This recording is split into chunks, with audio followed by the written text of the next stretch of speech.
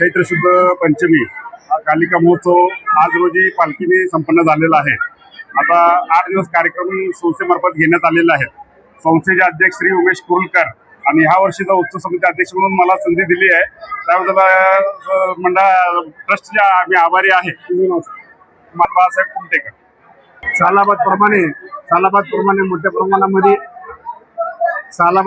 मोठ्या प्रमाणामध्ये आमचा समाज एकत्र येतोय आणि वर्गणी रूपातून आम्ही महाप्रसाद करतोय, पालखी मिरवणूक काढतोय आणि महाप्रसाद झाल्यानंतर साडीचा वगैरे लिलाव वगैरे होतो देवीच्या, त्याच्याप्रमाणे हा कार्यक्रम ही जो 1914 सालापासून हे स्थापना झालेली आहे, तेव्हापासून हा कार्यक्रम आहे।